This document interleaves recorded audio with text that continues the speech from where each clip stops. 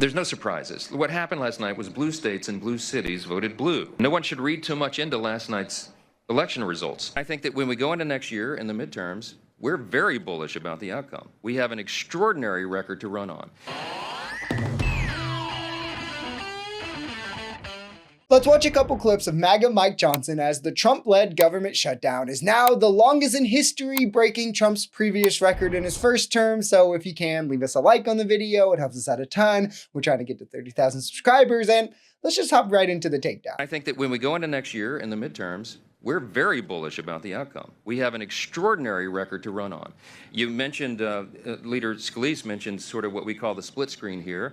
And I'll remind you all again, under President Trump and Republicans, we have had an extraordinary run. The first 9-10 months of this, 9 months, the 10th month has been shut down because of the Democrats. The first 9 months of this Congress and this administration, arguably the most productive of all time.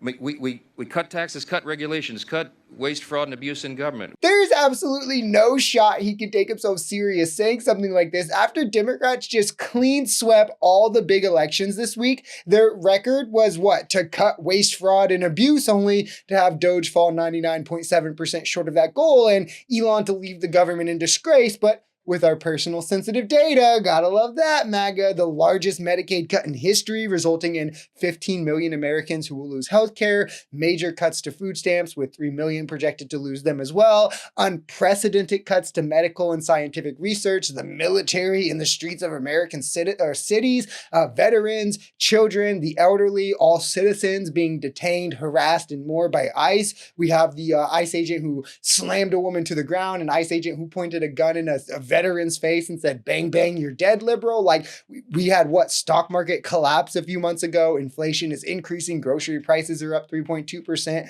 Multiple months of manufacturing job loss and worry of recession every few months. Not to mention the longest government shutdown in all of history, beating Trump's previous term. But the difference this time, thousands have been laid off and there's partial food stamps benefits being withheld. Maybe wake up to the reality, MAGA. If we lose the majority, if the Republicans, the common sense people here who are doing the job for the American people, if we lose the majority in the House and this radical element of the Democrat Party were able to take over, we've already seen that movie. They will try to end the Trump administration. He won't have 4 years, he'll have only 2, because they will move to impeach him probably on the first day of the new Congress in January 2027.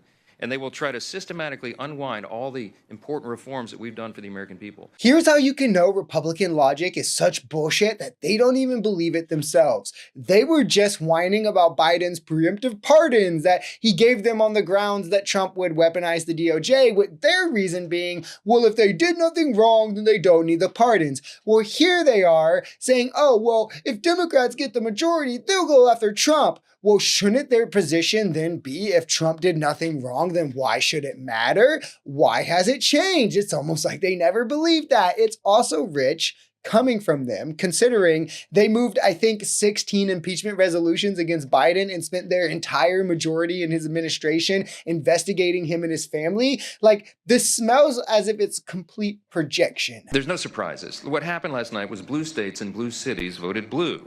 We all saw that coming. And no one should read too much into last night's election results. Off-year elections are not indicative of what's to come. That's what history teaches us. By the way, it's worthy of note that Zoran Mandami himself only received a little over 1 million votes, 1,036,000 votes.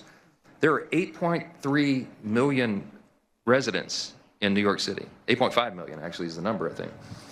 So about 12% of the city voted. Guys, look, I can do it too. Only 77 million people voted for Trump. America, however, has 340 million people. That means only 22% of the population voted to turn the country over to a fascist. Guess we'll see how that goes. I mean, we already are, for being honest. We should be clear about what happened though, because this really is like chef's kiss, delicious cope, right? Democrats flipped 2 statewide seats in very red Georgia, like very red parts of Georgia, flipped 2 legislative seats in deep red Mississippi, and broke the GOP supermajority there, and then ran the table in Virginia where the GOP was spending massively. Like, whatever you have to tell yourself, Mike, this was a resounding victory. A mandate, if you will.